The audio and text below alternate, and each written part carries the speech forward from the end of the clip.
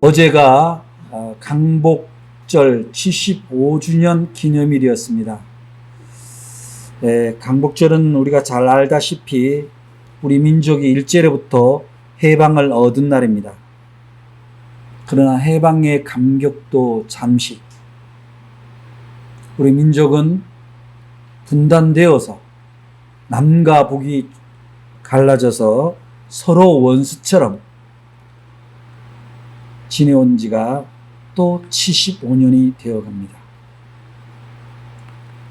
성경은 우리에게 말씀하기를 이 민족에게 칼을 쳐서 보습으로 만드는 날이 속히 오기를 우리에게 가르치고 있습니다. 그것은 다르게 얘기하면 전쟁의 도구가 평화의 도구가 되어서 통일을 이루라는 것입니다. 하나님은 바벨탑의 그 범죄를 심판하시면서 인간의 능력으로 높은 탑을 쌓았던 그 바벨탑 무너뜨릴 때 언어가 같은 민족끼리 하나를 이루도록 명령하셨습니다. 따라서 우리는 하나님의 명령을 따라 남과 북은 둘일 수가 없는 겁니다. 운명적으로 하나였고 지금은 잠시 갈라져 있습니다. 그 갈라져 있는데 우리가 역사적으로 돌이켜보면 왜 우리 민족이 분단이 되었는가? 그것은 두말할 나위 없이 열강들의 이해에 얽혀져서 38선 이북은 러시아, 과거 소련이 지배하기로 하고 이남은 미국이 지배하기로 해서 그렇게 갈라졌습니다. 우리 민족의 의사와 전혀 상관없이 해방을 맞았지만 해방이 아닌 분단의 조국을 맞이할 수밖에 없는 그런 비극적인 강복절이었습니다. 역사적인 사실은 몇 해 전에 미국의 공개된 정보 문서에 의하면 남북이 갈라지는 아이디어를 패망한 일본이 미국에 준 아이디어였다라고 그렇게 기록되어 있습니다. 미국은 일본의 패망 문서를 받을 때 일본이 일본이라는 국가를 존재시켜 주기 위한 그 조건으로 747 부대라는 생체 실험했던 그 모든 정보, 생화학 정보를 받고 그 다음에 일본이 제안한 중국 대륙, 러시아 대륙을 방어하기 위한 장치로 미국이 남쪽을 지배할 수 있는 명분은 2차 대전에 늦게 개입한 소련이 북한을 지배하도록 하고 남쪽은 미국이 지배하도록 하는 그 통치의 방식을 제안했다라는 그 제안의 문서가 발견되었습니다. 우리 민족을 36년 동안 수탈하고 그것도 모자라 패전한 일본국이 우리 민족을 분단시키는 결정적인 아이디어를 제공했다라는 것은 참으로 통탄스럽고 슬픈 일이 아닐 수 없습니다. 그들은 자신들의 정책적인 그 기획 안에 이렇게 들어 있습니다. 조선이 분단이 되어 있어야 반드시 그들은 전쟁을 할 것이고 그 전쟁의 열매로 일본의 경제는 회생할 수 있다. 냉전 체제에서 전쟁은 불가피한 것이었습니다. 일본은 얼마나 간교한가 그것을 이미 예측하고 거기에 미국 부대가 개입을 할 것이고 미국의 군수물자를 생산해내는 곳이 바로 일본이 될 것이다.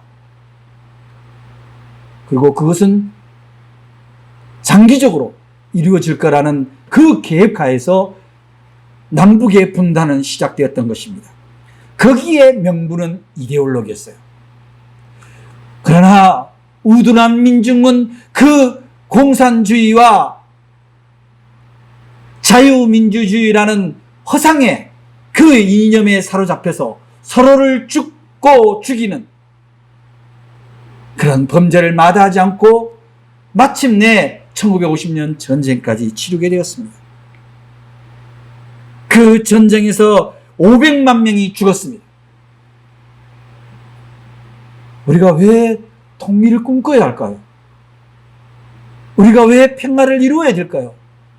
그 평화 통일을 이루어야 되는 첫 번째 이유는 바로 생존의 문제입니다.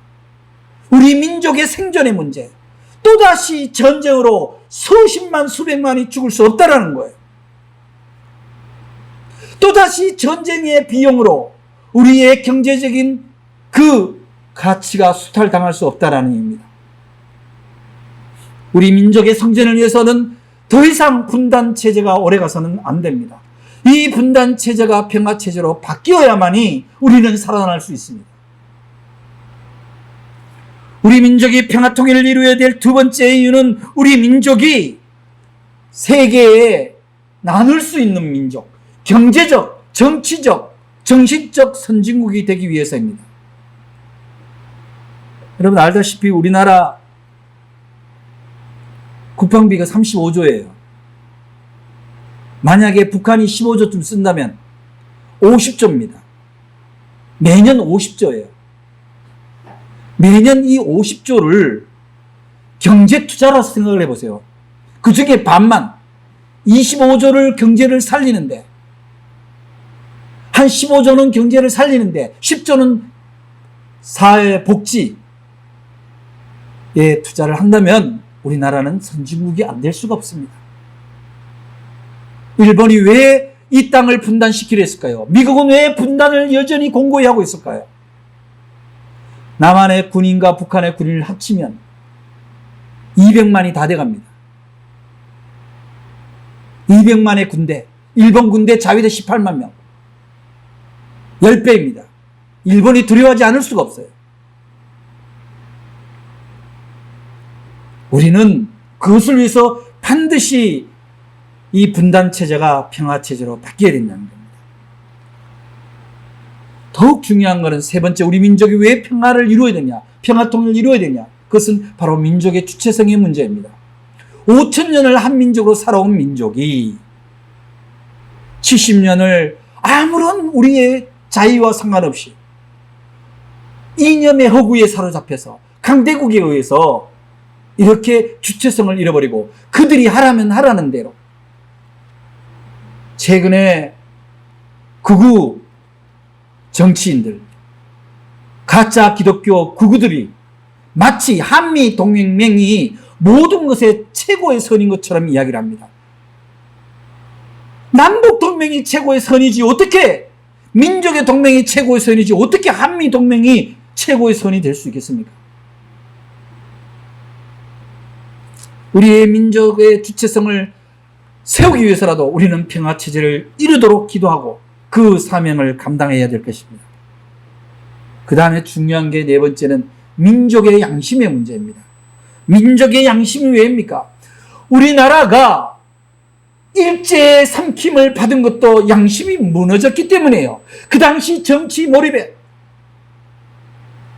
그 정치 몰입애들이 민족의 양심을 저버리고 일본이란 나라를 갖다 바치는 그 사인을 했던 그 양심을 버린 권력자들의 문제였던 거예요. 분단된 해방, 강복절을 맞았을 때도 마찬가지입니다. 많은 사람들이 신탁동지와 단독 정부를 반대했지만 친미 정권은 그들만의 정권을 위해서 반토막 정권을 세웠습니다. 북한도 마찬가지입니다. 김일성도 러시아를 등에 있고 북소련을 등에 업고 단독 정부를 세웠습니다. 민족의 양심을 저버린 거예요. 오늘날 한국 교회가 어떻게 변질되었습니까? 이념에 사로잡혀서, 이념에 매몰되어서 민족의 양심을 잃어버렸습니다. 민족의 양심은 다른 것이 아닙니다.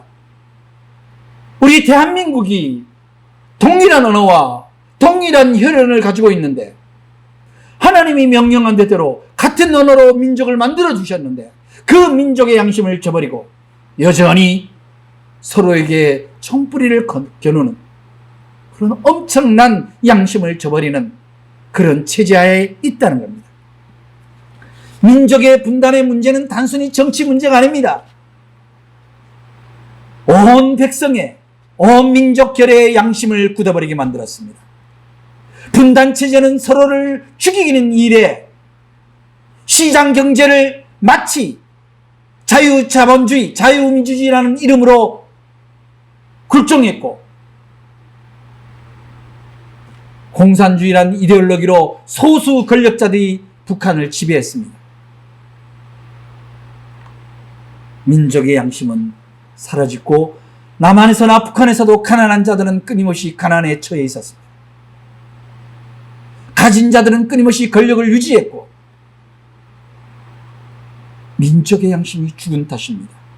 개인의 이익에 집착되고 정파의 이익에 집착된 나머지 교회도, 사회도, 정치도 민족의 양심을 다 저버렸습니다. 우리가 왜 평화를 이루어야 될까요? 우리나라가 왜 평화 통일을 해야 됩니까? 그것은 하나님의 명령입니다. 하나님은 평화를 원하시고 평화를 위해서 이 땅에 교회를 세우신 거예요. 우리의 신앙은 평화를 이루기 위한 신앙이지, 특정 정파가 세상을 지배하기 위한 것이 아닙니다. 이념에 굴종하기 위해서 종교가 존속할 수가 없습니다. 하나님은 우리나라가 부강한 나라가 되기보다는 평화가 되는 나라가 되기를 원하고 계신 거예요. 오늘 성경 말씀은 예수님이 이스라엘 민족이 멸망되는 것을 이미 보시고, 그 멸망되는 민족인에 여전히 부패한 종교 권력가들에 대해서 개탄하시고 우셨던 거예요. 왜 우십니까? 그 이스라엘 백성, 사람의 아들 예수의 입장에서 볼 때 자기 동족들, 동포들의 그 비참한 삶을 보시고 우셨던 겁니다. 오늘날 예수님이 이 한반도에 오시면 어떤 마음이실까요? 우실 거예요.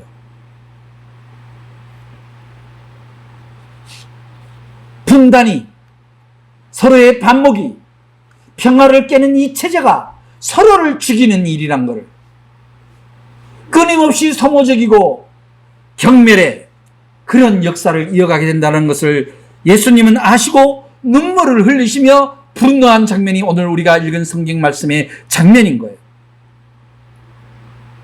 우리의 예수님, 우리가 믿는 하나님은 우리가 사는 이 땅이 평화의 땅으로 회복되기를 원하고 계십니다.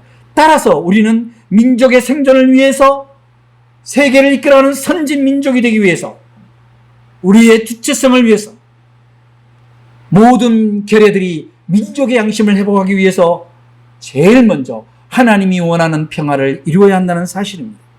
그렇다면 우리는 이 하나님이 원하시는 이 평화 체제, 평화 민족을 이루기 위해서 과연 무엇을 해야 될까요?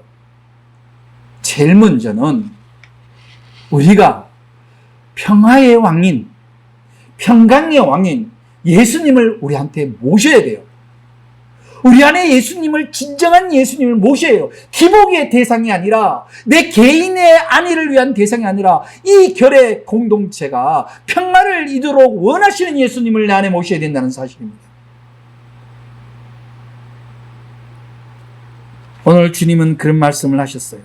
너희가 평화에 관한 일을 알았더라면 좋을 뻔했거니와 지금 내 눈에 숨기어졌도다.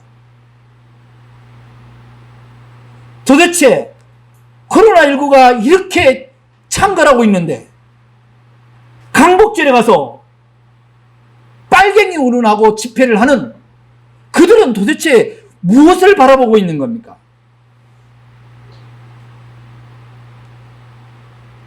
저는 정말 크리스천으로서, 목회자로서 참으로 송구하고 답답하고 부끄러울 뿐이에요. 한국교회가 반성하고 회개해야 되는 것은 목회자를 너무나 함부로 양성하고 교회를 함부로 세웠다라는 거예요.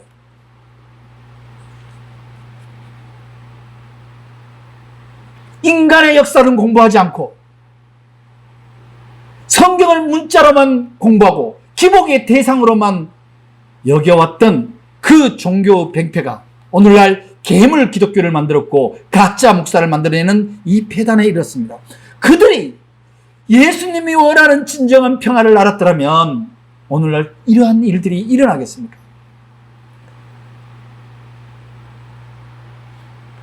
서로에게 미움과 증오와 반목을 주장하는 분열의 그 세력이 어떻게 기독교 평화 세력이라고 할 수 있겠습니까? 우리는 평화 체제, 진정한 해방, 완전한 강복절을 위해서는 우리 자신이 먼저 그 평화의 주인이신 주님을, 하나님을 모시는 걸로부터 출발해야 됩니다.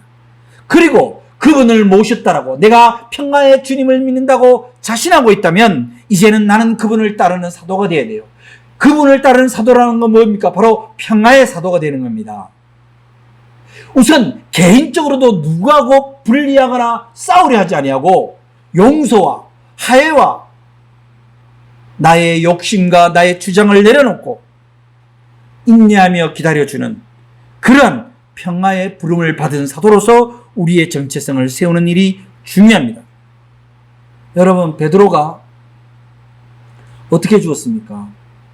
로마에 의해서 거꾸로 매달려 순교했습니다. 원래 베드로는 어떤 사람이었어요? 예수님과 공생의 당시에.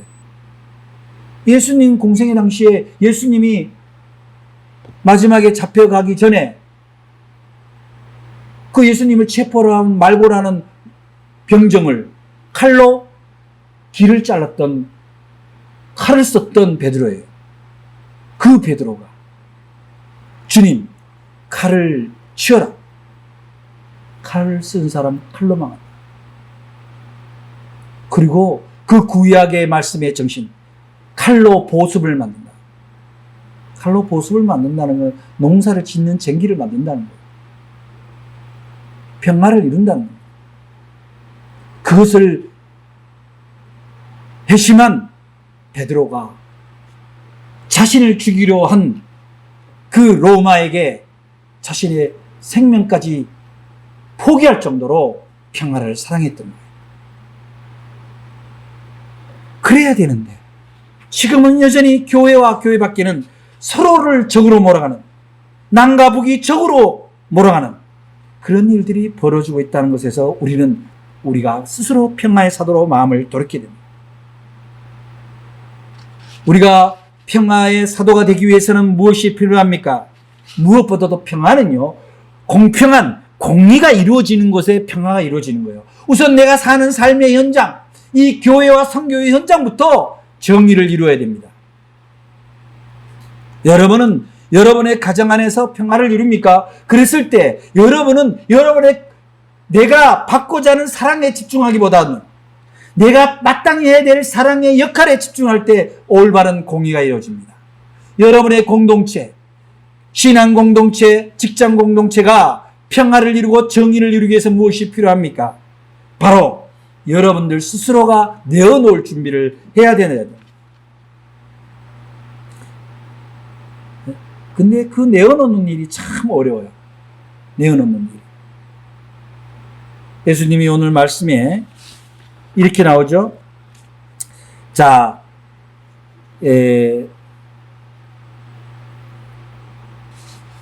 너는 오늘 평화에 관한 일을 알았더라면 좋을 뻔하였거니와 지금 내 눈에 숨겨졌다. 이렇게 이 42절에 말씀하고 그 다음에 44절에 가면 이렇게 나와요. 너와 및 그 가운데 있는 내 자식들을 땅에 메어치며 돌 하나도 돌 위에 남기지 아니하려니 이는 네가 보살핌을 받는 날을 알지 못함을 인함이니라. 이게 무슨 말씀입니까? 바로 하나님이 보살핌을 할 때를 보살핌을 받아야 할 마땅한 삶을 살지 못했다라는 거예요. 하나님께 보살핌을 받는 길은 뭘까요? 내 스스로 내가 정해놓은 신념, 내가 정해놓은 내가 정한 그 알량한 정의입니까? 그렇지 않습니다. 우리들의 정의는 하나님 앞에 내가 무능하고 무익한 존재라는 것을 고백하는 것부터 출발하는 거예요. 나의 의지로 세상을 향해서 싸우러 나가는 것이 아니라 오로지 주님의 능력으로 성령님의 도움으로 이 세상을 마땅히 싸워나가겠다. 이겨나가겠다. 그런 마음으로 기도하는 사람이에요. 그런데 우리의 기도는 어디에 몰입되어 있습니까? 대한민국이 자유민주주의란 이름으로 들어왔지만 그거를 번역기를 돌리면 시장경제주의입니다. 시장경제주의를 돌리면 경쟁자가 이기는, 힘이 센 자가 이기는 강자존의 논리입니다. 정글이죠. 그 정글의 세계에서는 우리의 기도 제목은 우리도 강자가 되게 해달라는 기도밖에 할 수 없는 거예요. 우리도 더 많이 갖게 해달라는 기도가 일어날 수밖에 없습니다. 그런데 평화의 기도를 하게 되면 어떻게 합니까? 하나님, 내가 조금 덜 가지더라도, 내가 조금 억울하더라도 함께 나눌 수만 있다면 주님, 제 것을 가져가소서. 그런 기도의 사람이 되어야 됩니다. 그것이 평화의 사도가 해야 될 일입니다.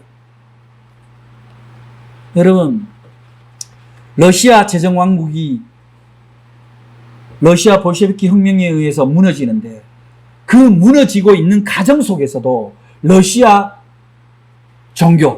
정교회겠죠. 러시아 카톨릭은 어떤 일을 하고 있냐면 지금 혁명이 일어나고 있는 와중에서도 그 예배를 드릴 때 가운을 뭘 입을 거고 예배 순서는 뭘 할 거고 누가 앞장 세울 거고 그거를 가지고 논쟁을 하고 있었다는 거예요. 그 와중에 교리 전쟁, 제도 전쟁을 하고 있었던 거예요.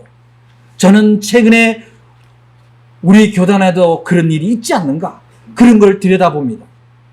우리가 지금 우리 교리를 놓고 논쟁을 할 때입니까? 우리 교단이 다른 교단보다 앞서는 걸 자랑할 때이냐고요. 교회의 숫자를 가지고 힘을 자랑할 거냐고요. 우리는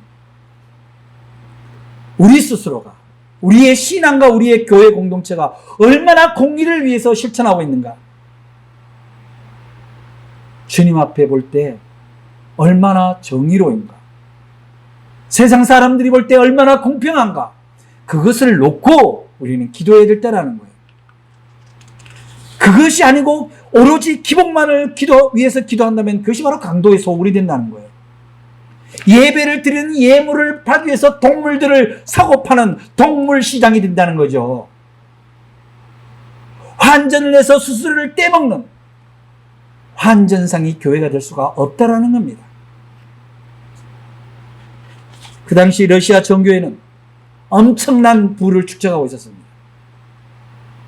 민중은 수탈당하고 있는데 교회는 부를 이루고 있습니다. 어떻게 혁명이 일어나지 않을 수 있습니까? 최승호 시인이 쓴 시에 보면은 썩어버린 방부제라는 시가 있어요. 세상에 썩지 않는 것이 뭐냐? 뻔뻔한 얼굴이 썩지 않는다는 거예요. 여러분들은 어저께 뉴스에서 썩지 않는 뻔뻔한 얼굴을 봤어요. 자기 교회에 감염자가 범람하는데도 불구하고 수천 명이 모이는 데 가서 집회를 주도하는 사람의 그 얼굴은 썩지 않는 얼굴이에요. 뻔뻔한 얼굴이죠. 교회가 세상의 방부제가 되어야 되는데 방부제가 썩어버린 거예요. 그 사람들에게 손가락질 할 것이 아니라 저는 제 자신과 우리 교회를 돌아봐야 된다고 생각을 하고 있습니다. 한국교회가 한국 전쟁과 어려운 시절을 겪어오면서 정말 놀랍도록 성장했습니다. 그 성장이 물론 하나님의 은혜이기도 합니다. 그러나 그 성장의 이면에는 지나치게 외형을 쫓는 외적 성장에 숫자에 매몰된 듯한 그러한 오류는 없었는지 돌아봐야 된다는 겁니다. 우리가 평화의 사도가 되기 위해서는 이제는 무엇이 공정한가, 무엇이 공평한가? 그 시선의 학대가 바로 우리 교회를 넘어, 우리 지역을 넘어 바로 남과 북이 서로 공정하고 공평하게 먹을 것과 입을 것과 살아나야 될 생명의 것을 나누는 일입니다. 그 일을 위해서 우리는 기도하는 사도가 되어야 된다는 겁니다. 예레미야 5장 1절에 보면은 너희는 예루살렘의 거리로 빨리 왕래하며 그 넓은 거리에서 찾아보고 알라. 너희가 만일 공의를 행하며 진리를 구하는 자를 한 사람이라도 찾으면 내가 이 성을 사리라. 이 땅에 임한 분열의 분단의 이 주님이 보시는 이 시련은 바로 의로운 한 사람을 찾을 때 해결될 수 있다라고 성경은 우리에게 얘기합니다. 바로 저와 여러분들이 바로 그 의로운 사람, 그 기도를 하는 사람이 되어야 된다는 사실입니다. 그것을 위해서 우리 교회 공동체, 신앙 공동체는 바로 회개의 기도를 해야 합니다. 우리 자신이 먼저, 너무나 우리의 신앙은 개인적인 차원이고 너무나 사소하며 우리 민족을 위해서, 이 땅의 평화를 위해서, 공의를 위해서 얼마나 기도했는가. 또 그러한 것의 출발을 위해서 나는 먼저 얼마나 공평한 존재인가. 그것을 놓고 기도해야 된다는 겁니다.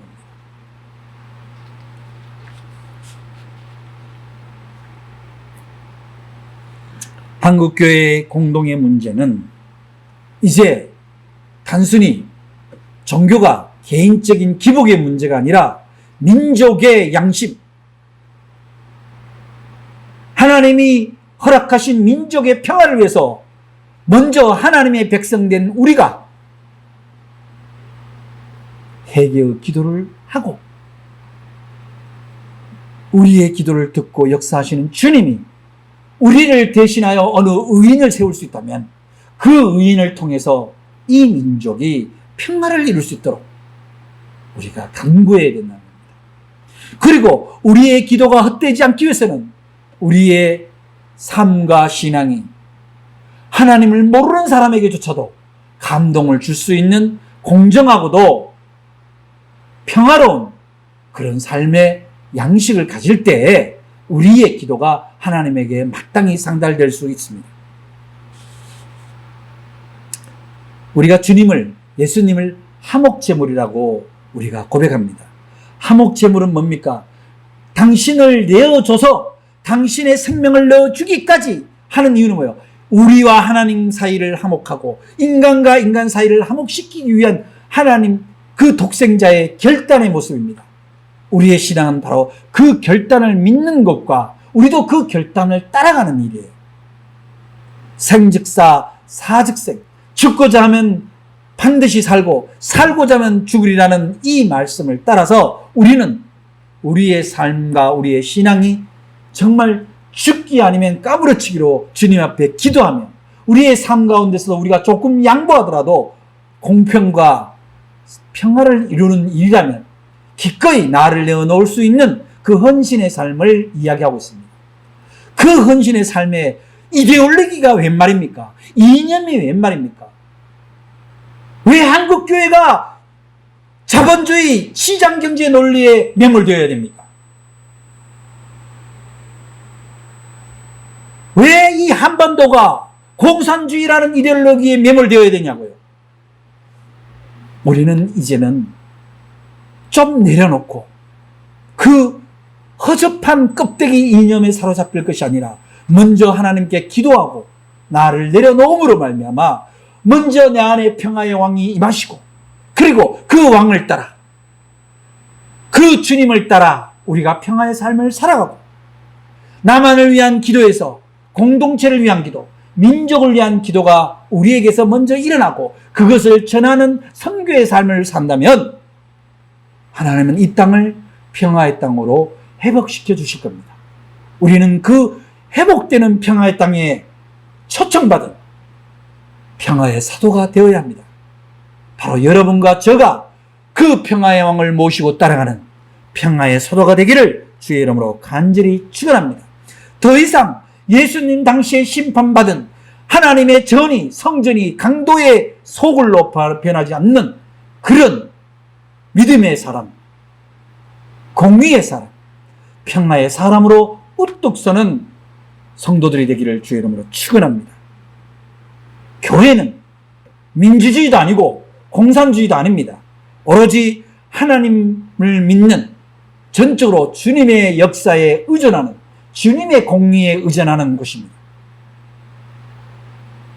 더 이상 우리는 지체하거나 안일하게 있을 수 없습니다. 지금은 모든 크리스천들이 예수님의 눈물을 받아먹고 예수님의 눈물을 함께 흘릴 줄 아는, 예수님의 자신의 육신의 조국인 이스라엘의 멸망을 바라보며 우셨던 것처럼 우리 민족의 분단을 바라보며 함께 우는 우리가 될 때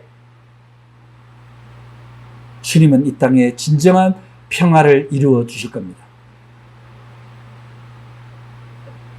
주님의 눈물 속에 여러분의 개인의 삶의 어려움도, 우리 민족의 어려움도 함께 씻어갈 수 있기를 간절히 축원합니다.